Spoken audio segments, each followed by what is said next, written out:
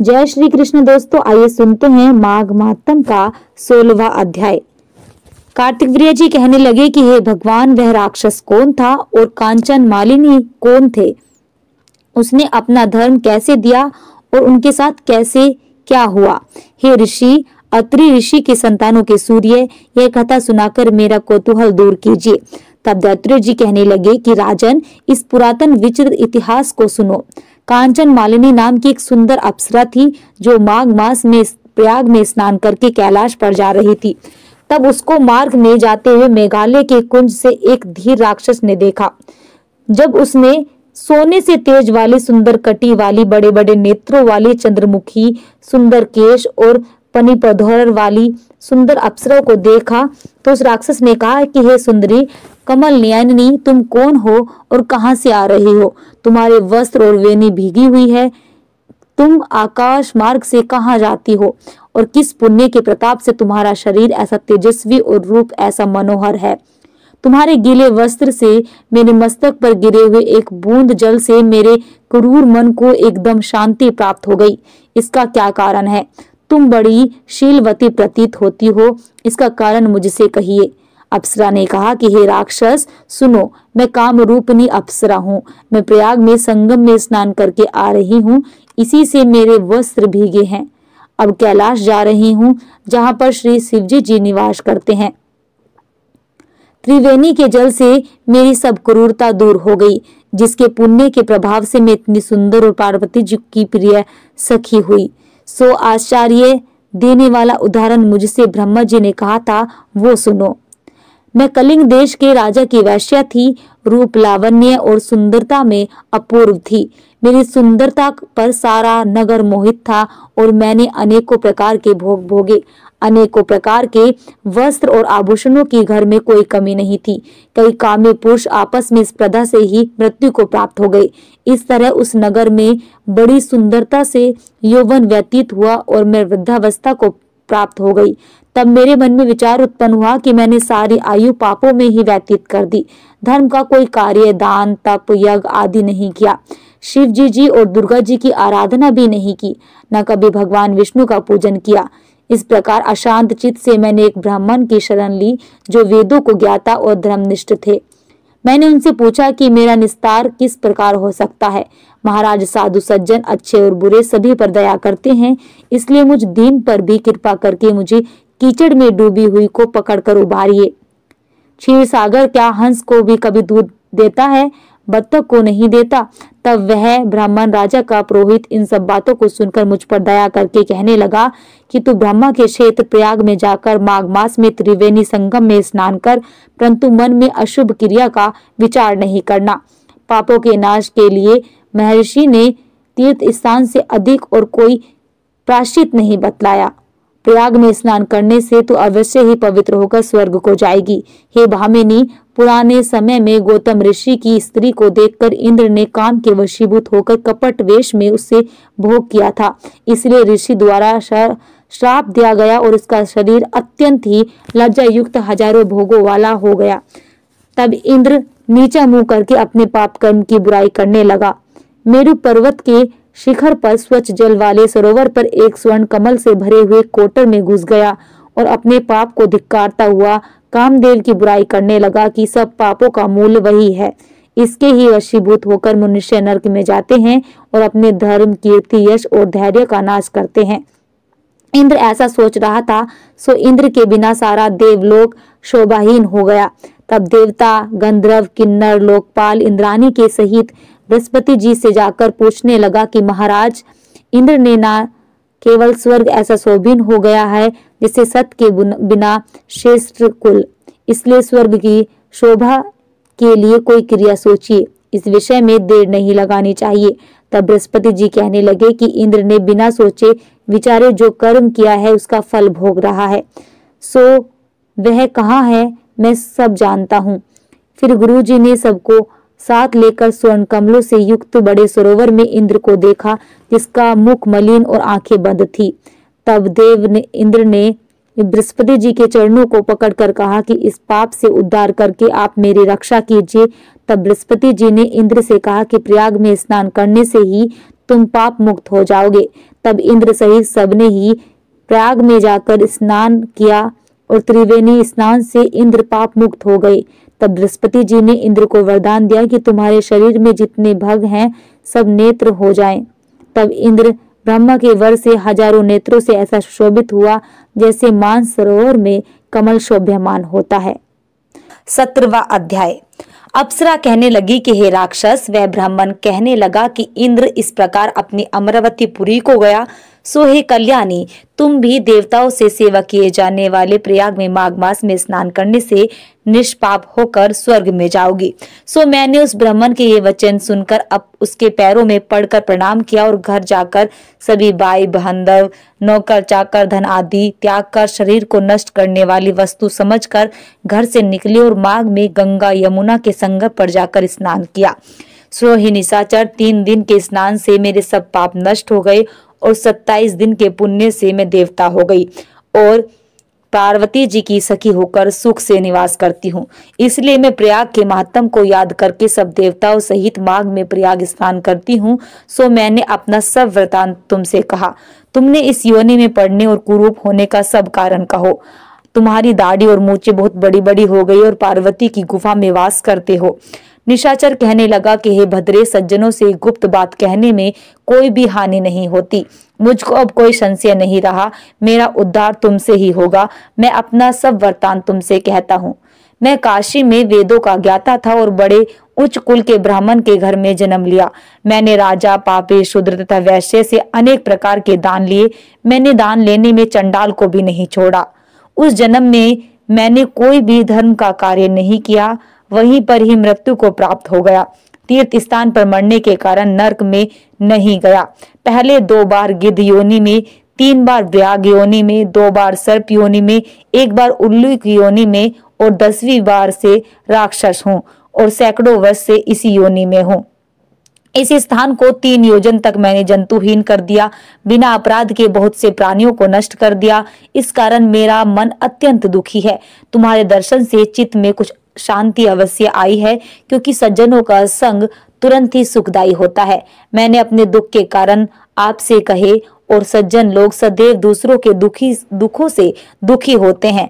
अब ये बताओ कि इस दुख रूपी समुद्र को कैसे पार कर सकता हूँ? क्या क्षीर सागर हंस को ही दूध देता है, बगुले को नहीं?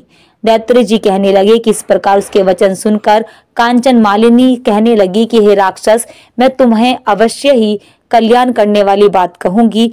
मैंने दृढ़ प्रतिज्ञा की है कि तुम्हारी मुक्ति के लिए प्रयत्न करूंगी। मैंने बहुत बार प्रयाग में स्नान किया। वेद जानने वाले ऋषियों ने दुखी को दान देने की प्रशंसा की है। समुद्र में जल बरसने में क्या लाभ है? प्रयाग में स्नान करने का 1 बार का फल मैं तुम्हें देती हूँ, उसी से तुमको स्वर्ग की प्राप्ति होगी। उसके फल का अनुभव मैं कर चुकी हूँ। तब उस अप्सरा ने अपनी गीले वस्त्र का जल निचोड़कर जल को हाथों में लेकर माघ स्नान के फल को उस राक्षस को अर्पण किया। उसी समय पुण्य प्राप्त वह राक्षसी शरीर को छोड़कर तेज में सूर्य के सदृश देवता रूप हो गया। आकाश में विमान पर चढ़कर अपनी कांति से चारों दिशाओं को प्रकाशित करता हुआ शोभ्यमान हुआ और कहने लगा कि ईश्वर ही जानता है कि तुमने कितना बड़ा उपकार मुझ पर किया है। अब भी कृपा कर कुछ शिक्षा दो जिससे मैं पाप ना करूं। अब मैं तुम्हारी आज्ञा पाकर स्वर्ग में जाऊंगा। तब कांचमालिनी कहने लगी कि सदैव धर्म की सेवा करो, काम रूपी शत्रु को जीतो, दूसरों के गुण तथा दोषों का वर्णन मत करो, शिव और वासुदेव का पूजन करो, इस देह का मोह मत करो, पत्नी, पुत्र, धन आदि की ममता त्यागो, सत्य बोलो, वैराग्य भाव धारण कर योगी बनो। मैंने तुमसे यह धर्म के लक्षण कहे। अब तुम देवता रूप होकर शीघ्र ही स्वर्ग को जाओ। दैत्य जी कहने लगे कि इस प्रकार गंधर्व से शोभित होकर वह राक्षस कांचन माली को नमस्कार करके स्वर्ग को गया और देव कन्याओं ने वहां आकर कांचन मालिनी पर पुष्पों की वर्षा की और प्रेम पूर्वक कहा कि हे भद्रे, तुमने इस राक्षस का उद्धार किया। इस दुष्ट के डर से कोई भी इस वन में प्रवेश नहीं करता था। अब हम निडर होकर विचरेंगी। इस प्रकार कांचन मालिनी उस राक्षस का उद्धार करके प्रेम पूर्वक देव कन्याओं से क्रीड़ा करते हुए शिवलोक को गई। तो आइए सुनते हैं माघ महात्म का 18वां अध्याय। श्री वशिष्ठ ऋषि कहने लगे कि हे राजन, मैंने दैत्यों द्वारा कहा माघ मास महत्तम कहा है। अब माघ मास के स्नान का फल सुनो। हे परम तप, माघ मास सब यज्ञों, व्रतों और तपों का फल देने वाला है। माघ मास में स्नान करने वाले स्वयं तो स्वर्ग में जाते ही हैं, उनके माता और पिता दोनों के कुलों को भी स्वर्ग प्राप्त होता है। जो माघ मास में सूर्योदय के समय नदी आदि में स्नान करता है, उसके माता पिता के 7 कुलों की पीढ़ी स्वर्ग को प्राप्त होती है। माघ मास में स्नान करने वाले दुराचारी और कुकर्मी मनुष्य भी पापों से मुक्त हो जाते हैं और इस मास में हरि का पूजन करने वाले पाप समुदाय से छूटकर भगवान के सदृश शरीर वाले हो जाते हैं। यदि कोई आलस से भी माघ में स्नान करता है, उसके भी सब पाप नष्ट हो जाते हैं। जैसे गंधर्व कन्याएं राजा के श्राप से भयंकर कल को भोगती हुई लोमश ऋषि के वचन से माघ में स्नान करने से पापों से छूट गई। यह वार्ता सुनकर राजा दिलीप विनय से पूछने लगे कि गुरुदेव, ये कन्याएं किसकी थी? उनको कब और कैसे श्राप मिला? उनके नाम क्या थे? ऋषि के वाक्य से कैसे श्राप मुक्त हुई और उन्होंने कहां पर स्नान किया? आप विस्तार पूर्वक सब कथा कहिए। वशिष्ठ जी कहने लगे कि हे राजा, जैसे अग्नि से स्वयं अग्नि उत्पन्न होती है, वैसे ही ये कथा धर्म और संतान उत्पन्न करती है। हे राजन, सुख संकति नामक गंधर्व की कन्या का नाम विमोहिनी था। सुशीला तथा स्वरवेदी की सुंबरा, चंद्रकांता की सुतारा तथा सुप्रभा की कन्या चंद्रा, ये 5 सब समान आयु वाली तथा चंद्रमा के समान कांति वाली और सुंदर थी। जैसे रात्रि को चंद्रमा शोभायमान होता है, वैसे ही पुष्प की कलियों के समान खिली हुई ये अप्सराएं थीं।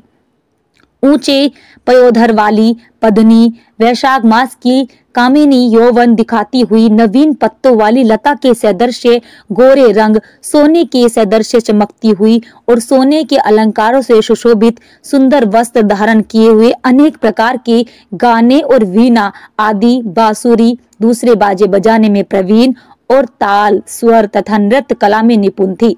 इस प्रकार वे कन्याएं क्रीड़ा करती हुई कुबेर के स्थान में विचरती थी। एक समय कोतवालवश माघ मास में एक वन से दूसरे वन में विचरती हुई मंदिर के पुष्प तोड़कर सरोवर पर गौरी पूजा के लिए गई। स्वच्छ जल के सरोवर में स्नान करके वस्त्र धारण कर मौन हो बालू मिट्टी की गौरी बनाकर चंदन, कपूर, कुमकुम और सुंदर कमलों से उपचार सहित पूजन करके ये 5 कन्याएं ताल नृत्य करने वाली फिर ऊंचे गांधार स्वर में सुंदर गीत गाने लगी। जब ये कन्याएं नाचने और गाने में लीन थी, तो उस समय अचोत नामक उत्तम तीर्थ में वेद निधि नाम के मुनि के पुत्र अग्निप ऋषि स्नान को गए।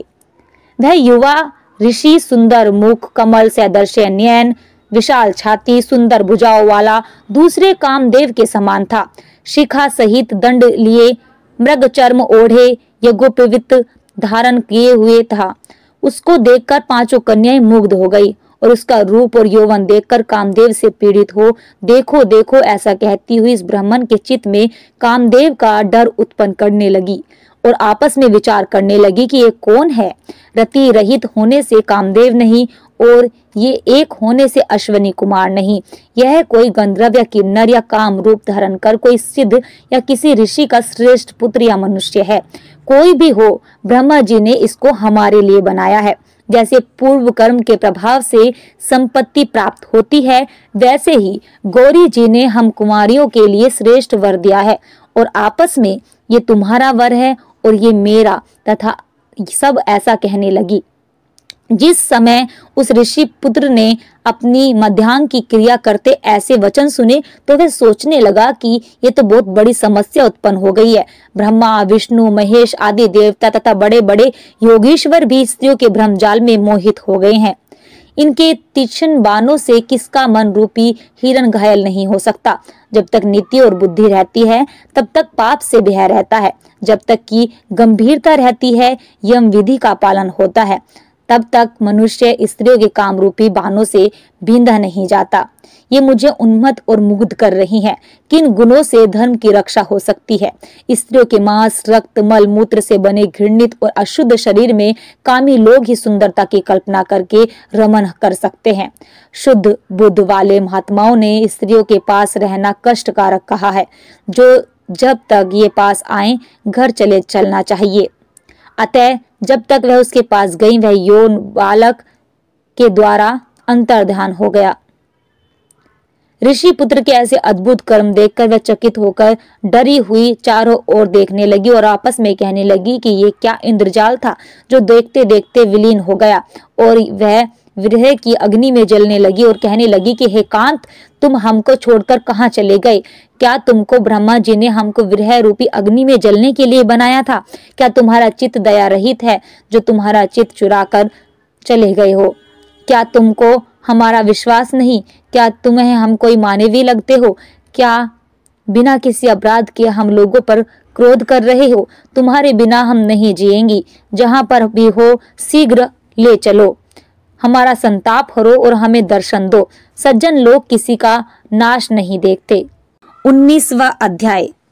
वे पांचों कन्याएं इस प्रकार विलाप करती हुई बहुत देर प्रतीक्षा करके अपने घर लौटी। जब घर में आई तो माताओं ने कहा कि इतना विलंब तुमने क्यों कर दिया? तब कन्याओं ने कहा कि हम किन्नरियों के साथ क्रीड़ा करती हुई सरोवर पर थी और कहने लगी कि आज हम थक गई और जाकर लेट गई। वशिष्ठ जी कहते हैं कि इस प्रकार आशय को छुपाकर वह विरह की मारी पड़ गई। उन्होंने घर में आकर किसी प्रकार की क्रीड़ा नहीं की। वह रात्रि उनको एक युग के समान बीती। सूर्य नारायण के उदय होते ही वह अपने आप को जीवित मानती हुई माताओं की आज्ञा लेकर गौरी पूजन करने वह कन्याएं वहां पर जाने लगी।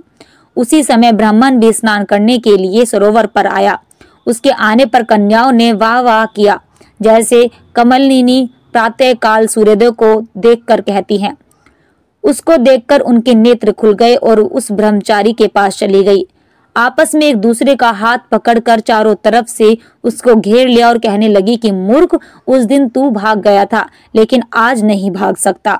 हम लोगों ने तुमको घेर लिया है। ऐसे वचन सुनकर बाहुपाश में बंधे हुए ब्राह्मण ने मुस्कुराकर कहा कि तुमने जो कुछ कहा सो ठीक है, परंतु मैं भी अभी विद्या अभ्यास और ब्रह्मचारी हूँ। गुरुकुल में मेरा विद्या अभ्यास पूरा नहीं हुआ है। पंडित को चाहिए कि जिस आश्रम में रहे उसके धर्म का पालन करे। इस आश्रम में विवाह करना धर्म नहीं समझता। अपने व्रत का पालन करके और गुरु की आज्ञा पाकर ही विवाह कर सकता हूँ, उससे पहले नहीं कर सकता। ये बात सुनकर वे कन्याएं इस प्रकार बोली जैसे वैशाख मास में कोयल बोलती है। वे कहने लगी कि धर्म से अर्थ और अर्थ से काम और काम से धर्म के फल का प्रकाश होता है। ऐसा ही पंडित लोग और शास्त्र कहते हैं। हम काम सहित धर्म की अधिकता से आपके पास आई हैं, सो आप पृथ्वी के सब भोगों को भोगिए। उस ब्राह्मण ने कहा कि तुम्हारा वचन सत्य है, किंतु मैं अपने व्रत को समाप्त करके ही विवाह कर सकता हूँ, पहले नहीं कर सकता। तब वे कन्याएं कहने लगी कि तुम मूर्ख हो। अनोखी औषधि, ब्रह्म बुद्धि, रासायन सिद्धि, अच्छे कुल की सुंदर नारियां तथा मंत्र जिस समय प्राप्त हो तभी ग्रहण कर लेना चाहिए। कार्य को टालना नहीं चाहिए। केवल भाग्य वाले पुरुष ही प्रेम से पूर्ण अच्छे कुल से उत्पन्न स्वयं वर चाहने वाली कन्याओं को प्राप्त होते हैं। कहाँ हम अनोख्या नारी, कहाँ तुम तपस्वी बालक। ये बेमेल का मेल मिलाने में विधाता की ही चतुराई है। इस कारण आप हम लोगों के साथ गंधर्व विवाह कर लें। इनके ऐसे वचन सुन उस धर्मात्मा ब्राह्मण ने कहा कि व्रती रहकर इस समय विवाह नहीं करूंगा, मैं स्वयंवर की इच्छा नहीं करता। इस प्रकार उसके वचन सुनकर उन्होंने एक दूसरे का हाथ छोड़कर उसको पकड़ लिया। सुशील और सुरसवरा ने उसकी भुजाओं को पकड़ लिया। सुतारा ने आलिंगन किया और चंद्रिका ने उसका मुंह चूम लिया। परंतु फिर उसने क्रोधित होकर उनको श्राप दिया कि तुम डायन की तरह मुझसे चिपटी हो, इस प्रकार तुम अभी पिचाशनी हो जाओ। ऐसा श्राप देने पर वह उसको छोड़कर अलग खड़ी हो गई। उन्होंने कहा कि हम निरपराधियों को वृथा क्यों श्राप दिया? तुम्हारी इस धर्मता पर धिक्कार है। प्रेम करने से बुराई करने वालों का सुख दोनों लोकों में नष्ट हो जाता है, इसलिए तुम भी हम लोगों के साथ पिशाच हो जाओ। तब वे आपस के क्रोध से उस सरोवर पर पिचासनी हो गए। सब पिचासनी कठिन शब्दों से चिल्लाते हुए अपने कर्मों को भोगने लगे। वशिष्ठ जी कहने लगे कि हे राजन, इस प्रकार वह पिचास उस सरोवर के इधर उधर फिरते रहे। बहुत समय पश्चात मुनियों में श्रेष्ठ लोमश ऋषि पौष शुक्ला चतुर्दशी को उस अछोद सरोवर पर स्नान करने के लिए आए। जब स्तुबा से दुखी इन पिचासों ने उनको देखा तो उनकी हत्या करने के लिए गोल बांधकर उनको चारों तरफ से घेर लिया।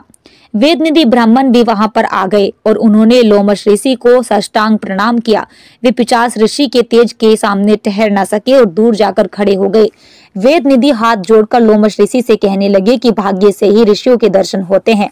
फिर उन्होंने गंधर्व कन्या और अपने पुत्र का परिचय देकर सब वृतांत सुनाया और कहा कि हे मुनिवर, यह सब ही श्राप मोहित होकर आपके सम्मुख खड़े हैं। आप इन बालकों का निस्तार करो। जैसा सूर्योदय से अंधेरे का नाश हो जाता है, वैसे ही इन बालकों का निस्तार होगा। वशिष्ठ जी कहने लगे कि पुत्र के दुखी से दुखी हुए वेदनिधि ब्राह्मण के ऐसे वचन सुनकर लोमश ऋषि के नेत्रों में जल भर आया और निधि से कहने लगे कि मेरे प्रसाद से बालकों को शीघ्र स्मृति पैदा हो। मैं उनका धर्म कहता हूँ, जिससे इसका आपस का ज्ञान विलीन हो जाएगा। माघ महात्म का 20वां अध्याय। वेदनिधि कहने लगे कि हे महर्षि, धर्म को जल्दी ही कहिए, क्योंकि श्राप की अग्नि बड़ी दुखदायक होती है। लोमश ऋषि कहने लगे कि ये सब मेरे साथ नियम पूर्वक माघ स्नान करें, अंत में ये श्राप से छूट जाएंगे। मेरा यह निश्चय है, शुभ तीर्थ में माघ स्नान करने का श्राप का फल नष्ट हो जाता है। 7 जन्मों के पाप तथा इस जन्म के पाप माघ में तीर्थ स्थान पर स्नान करने से नष्ट हो जाते हैं। इस अछोत में स्नान करने से अवश्य ही मोक्ष की प्राप्ति होती है।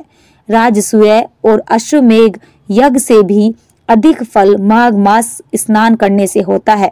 अतः वे संपूर्ण पापों का सहज में ही नाश करने वाला माघ स्नान क्यों न किया जाए। तो दोस्तों, ये था माघ महात्म का 20वां अध्याय। यदि आप इससे अगला यानी कि 21वां अध्याय सुनना चाहते हैं तो हमारे चैनल भारतीय पूजन को जरूर सब्सक्राइब कीजिए।